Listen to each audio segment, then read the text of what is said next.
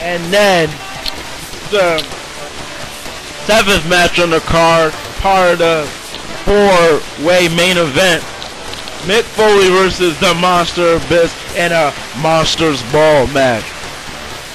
Now, this match started off Abyss coming down to the ring, and Mick Foley came from behind to get an extra advantage. Then there was a spot where Mick Foley was climbing up the stage, and Abyss was chasing him up there, and Mick Foley kicked him, and Abyss, like always, falls through the stage with his hands twitching. Then all of a sudden, he comes from under the ramp and closes on Mick Foley. Then it just got to a bloodfest, but then the biggest botch of the match.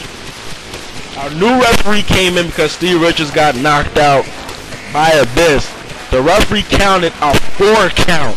Abyss kicked out at 4. So that messed the whole match up. But thanks to the Scream Queen, Daphne, she got chokeslammed out the ring through a barbed wire table. Then Abyss black hole slammed Steve Richards onto thumbtacks, and then chokeslammed Mick Foley onto a barbed wire table and gets the win. So Abyss proved again that why the Monster Ball match is named after him for a good reason. Big ups to the Scream Queen, Daphne. Gotta love her. Even though Taz calls her Zombie Lady, and Zombie Hot as well, but you gotta admit, she saved this match. She did. The 8th match in the card, people, was between Matt Morgan, the Blueprint, versus Kurt Angle.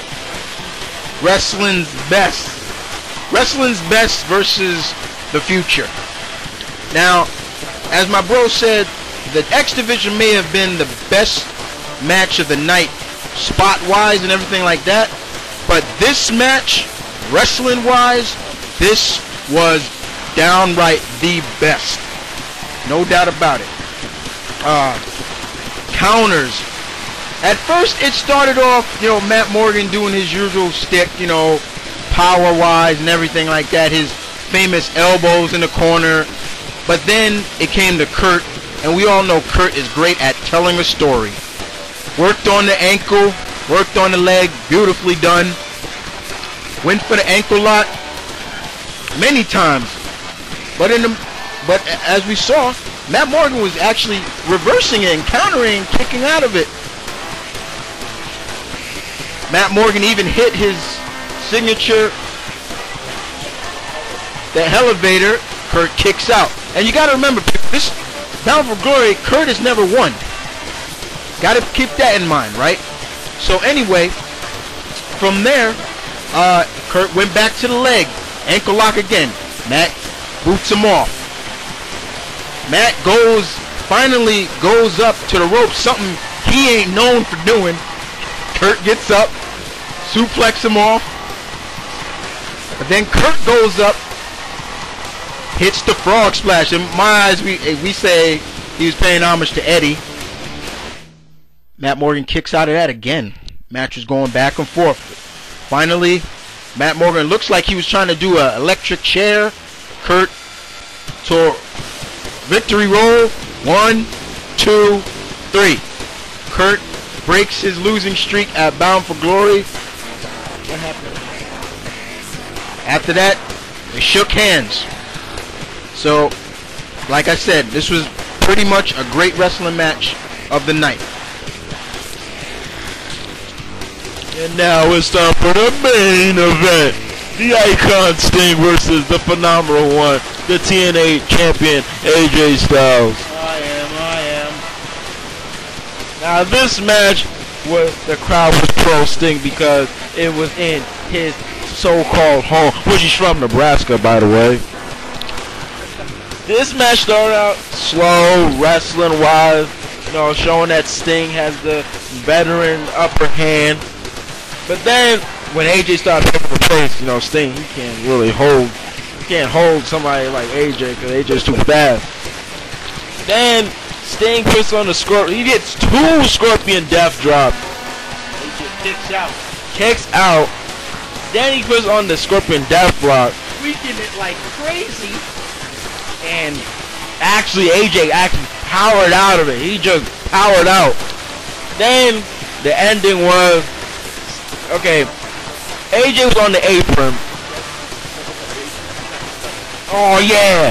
Before I get to the ending, if whoever is fans of Sting, y'all watch his match. You know when Sting does his no selling, you start punching him. He doesn't show anything, and then he does his gorilla type, and then yell at you. He did that.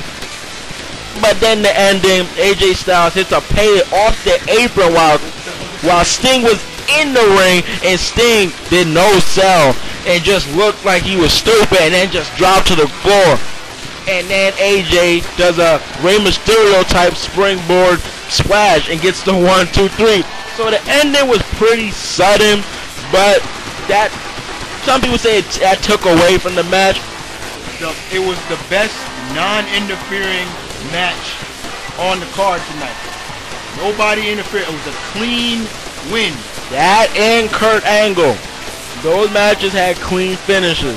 Because TNA, if you know, TNA either has too many overbooked finishes and too many non-clean finishes. So I thank them for ending with a clean finish. Then time for Sting's farewell. And he even broke kayfabe and said, I'm not going to do a kayfabe. And I'm not going to do a Bret Hart retirement. Because you know Bret Hart, he can't really decide. So Sting says his goodbye, and he doesn't really know that he made sure he wasn't going to say I'm retiring here, because he doesn't want to be like Bruh, say I'm retiring and come back. So we really don't know, is he going to come back or he's not. So, you know, Sting, he still got a lot of time on his hands before he can actually make his true decision. True words, little bro. You know, true words. I mean, guys, as far as we're concerned, as if anybody listens to the Bennett Bros reviews, we gotta say this TNA pay-per-view was perhaps better than the last two WWE pay-per-views, Hell in a Cell and Breaking Point.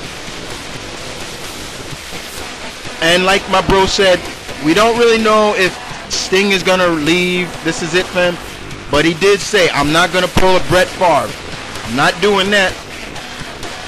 But we never know. I mean, in my eyes, I think it's time. You know, he's done everything. He's going halfway. He made it to halfway now.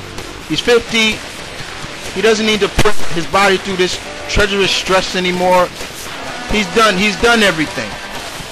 You know, Vince McMahon has claimed that he will put a non-wrestler that's never worked for him in the Hall of Fame.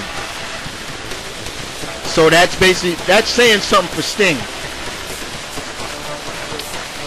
is going to be the only person that has never worked for Vince to be put in the WWE Hall of Fame. But anyway, guys, like we said, this was a very good book pay-per-view. We're not gonna lie, but the finishes, some were kooky, botched. There were like plenty of botches in this pay-per-view. Finishers, some were good, some were not. Overall, we give it what, bro? I have to give Bound for Glory 5. I have to give it a 7.5 or 8. So you heard the bro on that, people, you know. But anyway, you know, as usual, this is the Bennett Bros. Mount Vernon Kid. Oakland 93. Telling you guys, stay tuned, keep it real, one love. Peace.